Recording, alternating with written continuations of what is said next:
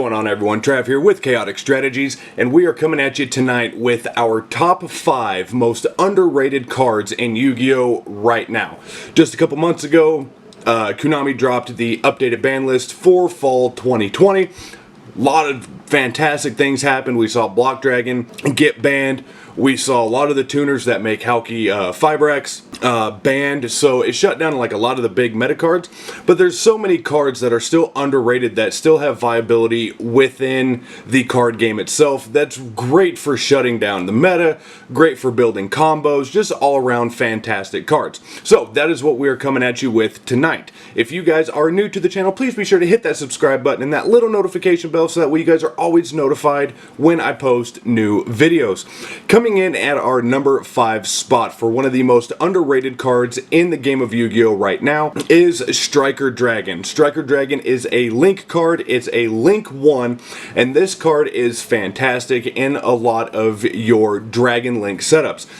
Using Guard Dragon Pisty and LP, going into like Borreload Savage, this card helps set up those combos phenomenally. So it takes one level 4 or lower dragon monster. Like I said, it's a Link 1. Its attack is only 1,000, but we're not too worried about it because it doesn't stay on the field all that long. If this card is Link summoned, you can add one Booster Sector Launch from your deck to your hand. You can target one face-up monster you control and one rocket monster in your graveyard. Destroy that monster on the field, and if you do, add that other monster from the graveyard to your hand. You can only use each effect of Striker Dragon once per turn. So effectively, it allows you to recirculate any rocket tuners that are in your deck. And for those of you that know, the rocket tuners pair very well with a lot of dragon decks. You'll see the rocket tuners a lot in Red Eyes and Blue Eyes decks that run the Guard Dragon Link setup.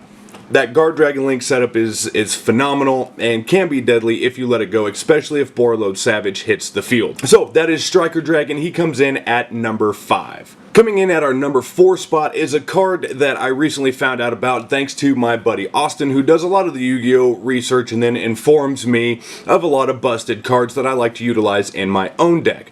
So this newer card, Dirge of the Lost Dragon, is a continuous spell card. I recently put that into my Mystic Mind Burn deck just because of the effect. Okay, this effect, you're going to activate this card by declaring one card name. Each time the declared card or its effect is activated, have its owner's life points immediately after it resolves. During the end phase, if this card halved a player's life points this turn, send this card to the graveyard while your opponent controls a monster. This card cannot be destroyed by card effects. This card is absolutely busted. The first effect, the very first effect, activating the card by declaring a card name, acts a lot like Prohibition. And with Prohibition, when you declare that card name, they cannot use that particular card until Prohibition leaves the field. The problem with Prohibition is it's very, very limited. So like, you really have to call out like Dark Magician level 7, and it only affects that normal Dark Magician level 7 card. It won't affect cards like Dark Magician the Dragon Knight because that's not its official name. Its official name is Dark Magician the Dragon Knight, even though it acts as a Dark Magician while it's on the field. The beauty about Dirge of Lost Dragon is that it doesn't matter. If I called out Dark Magician, everything Dark Magician, including Dark Magician the Dragon Knight, because it acts as a Dark Magician on the field, is affected by this effect. So this card works very well when, you know, you're running one solid, or going up against an opponent that runs one solid archetype, or that you know is running a combo deck, and we're going to see that card recirculate a lot, and every time that card is played that turn, your opponent's life points are getting halved. This is a very fantastic card to utilize in just about any deck. If you can make space to side this card, I suggest doing so. It is a fantastic card to utilize. Coming in at number 3, we have Herald of the Arclight.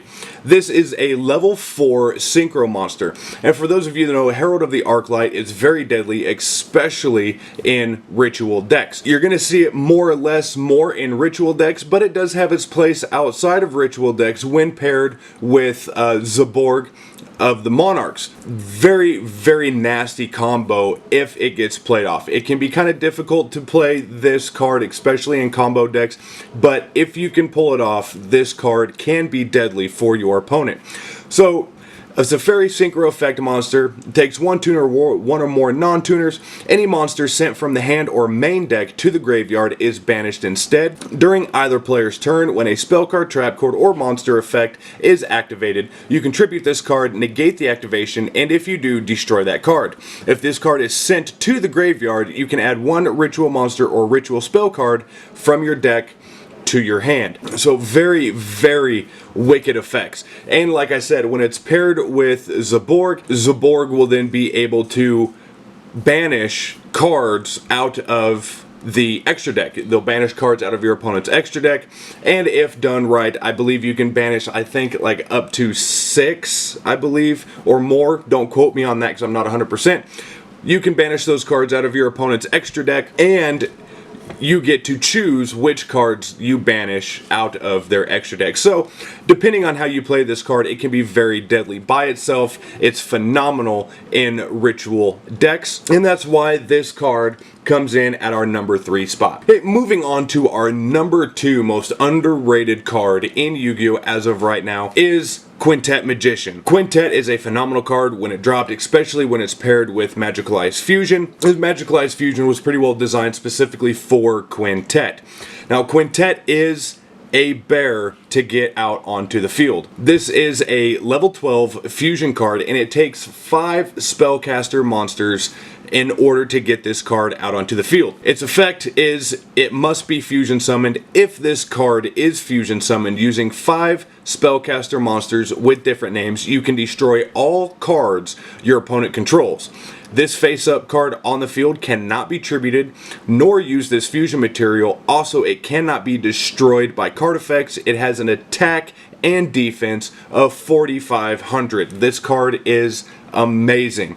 Like I said, it's kind of a pain to get it out onto the field, but if done right, you have a complete board wipe with this card. This card is immune to kaijus, it's immune to Lava Golem, it's immune to the Winged Dragon of Ra Sphere mode, and it can't be destroyed by card effects. Just an all-around amazing card.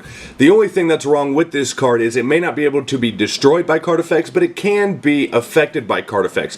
So if your opponent's using cards, you know, that flip it face down or kind of negate its effects like Fog Blade, this card is susceptible to those.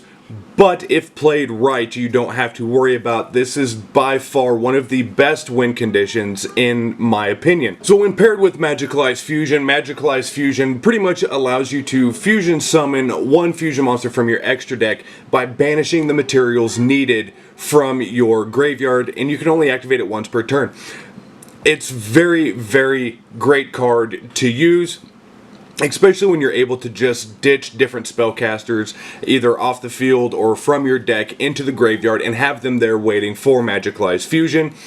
Super Poly works very well for this because you're able to utilize, if your opponent's running a spellcaster deck, you can utilize those spellcasters along with your own. Polymerization works fantastic too. If you've got a field loaded with magicians and you have magicians or spellcasters in your hand, you can use regular polymerization as well. So you have a lot of different outlets to get Quintet Magician out. Also, Future Fusion works very well for this same setup as well. So with all these different conditions, to be able to get the card out onto the field, its effects, you get a board wipe, it's immune to kaijus and Lava Golem and Winged Dragon of Ra Sphere mode, can't be destroyed by card effects, and just a phenomenal attack and defense at 4,500. Quintet Magician comes into our number 2 spot for one of the most underrated cards in Yu-Gi-Oh! Right now. And last but not least, in our number 1 spot, especially the way the meta is right now, we have Waking the Dragon. Waking the Dragon is a normal trap card, and it's phenomenal. It breaks a lot of boards. It can very easily. If this set card in its owner control has left the field because of an opponent's effect and is now in the graveyard or banished, you can special summon one monster from your deck or extra deck. This card is stupid, guys. You know, when it came out, it didn't get used all that much. I used it quite a bit in my Dark Magician deck, but now the way the meta rolls, and we have now Lightning Storm that pretty much gets rid of your entire back row. We have Harpy's Feather Duster that just came to 1 this last ban list, which destroys back row. There's a lot of meta decks out there that are heavy back row stoppers because that's where a lot of your big plays are. This card, in my opinion, is a must to side deck or even main deck. Being able to have that free reign to get into your extra deck and pull whatever card in your extra deck that you want to get it out onto the field is absolutely insane. Now, the downside to this, if you're running like big synchros, big links, big fusions, a lot of those cards require you to actually synchro, actual link, actual exceeds, actual fusion to utilize their effects. But in a pinch, if it's a card that you can get out onto the field that's got good attack and defense, it's a good way to kind of get your opponent to halt and kind of stop in their tracks with what they were going to do. There's a lot of great plays that you can do with this card to get you set up very easily during your opponent's turn before they attack and go into the battle phase.